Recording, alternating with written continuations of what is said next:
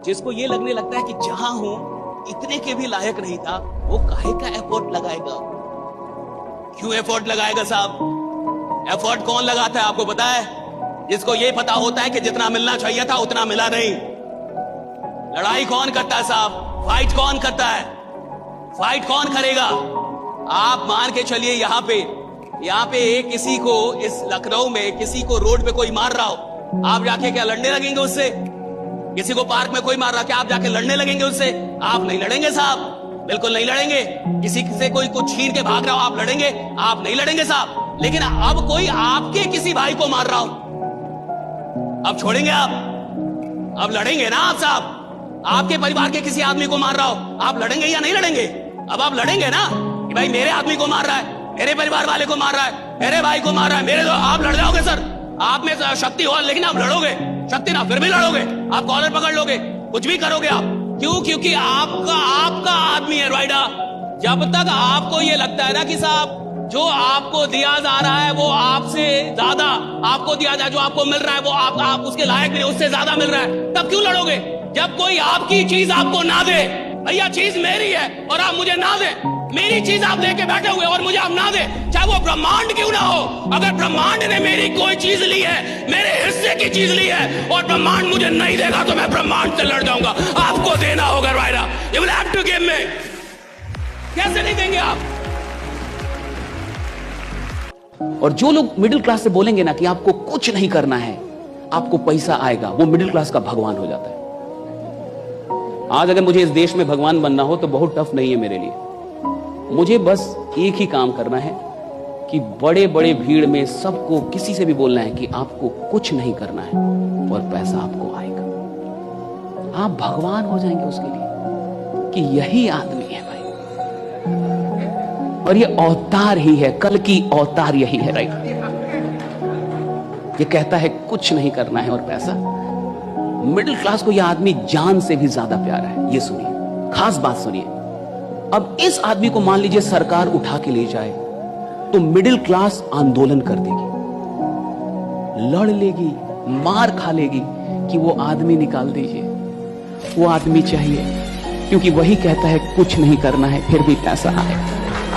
गरीबी एक आदत है भाई। जिस इंसान को गरीबी की लत लग जाए ना, उसकी सोच भी उसी फॉर्मेशन में चलती है, उसकी सारी ताकत इस पे लग जाती है कि मैं इसे मेंटेन कैसे करूं। मेरे बाप दादाओं ने संपत्ति छोड़ी है मेरे लिए, मैं साला इससे बाहर नहीं जा सकता। कौन सी से? गरीबी से। ये लत लग जाती है। उस वक्त मैंने जीवन में निर्णय लिया था 22 वर्ष की उम्र में, मैं गरीबी की लत को तोड़ दूंगा, पीढ़ियों से आई हुई इस गरीबी की रेखा को उड़ा के रख दूंगा और उस ताकत को एक चैनल पे उड़ेल कर इसे उड़ाऊंगा। ये संकल्प बहुत बरस पहले ले लिया था। जाने अनजाने में अगर अमीर बनने का प्रयास नहीं किया, गरीबी की लत लग जाएगी भाई। एक दूल्हा अपनी शादी के 2 दिन बाद उस ब्यूटी पार्लर पे गया जिस पे उसकी पत्नी ने मेकअप कराया था, और दिल खोल के खुशी से उस ब्यूटी पार्लर की मालकिन को शानदार iPhone 13 गिफ्ट करके थैंक यू बोल के आ गया। अब मजा आ गया। मैडम भी खुश हो गई, कौन आया इतनी जल्दी, कौन गया, और भारी सामान दे गया। उसने खुशी से डिब्बा खोला और उसमें Nokia 1100 निकला और एक पर्ची भी निकली, सेम फीलिंग हियर। साला कहानी झूठी थी लेकिन मैसेज पकड़ में आया, ट्रस्ट नहीं तोड़ने का। आप सबको एक सजेशन देना चाहता हूं, अपने फोकस को बनाए रखिए, क्योंकि आपसे बड़ा दुश्मन आपका कोई नहीं है।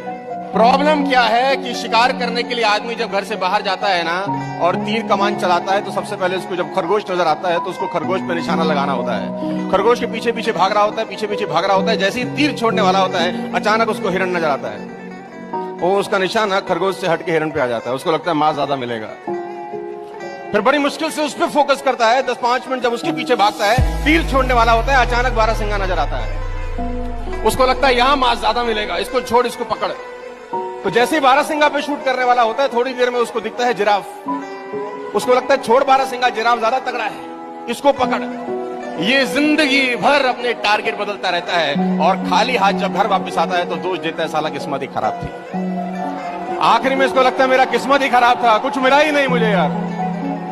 और अपनी दुख भरी कहानी अपने माँ बाप को बताता है कि मेरी किस्मत खराब है। और बाप तो बाप होता है, माँ तो माँ होती है, आखिर मान ही जाती है कि किस्मत खराब होगी बेचारे की, इसलिए कामयाब नहीं हो पाया। लेकिन मैं बता दूं, जब बड़े हो जाएंगे आप, शादी ब्याह हो जाएगा, तो ये कहानी बच्चों के आगे मत सुनाना कि किस्मत खराब है।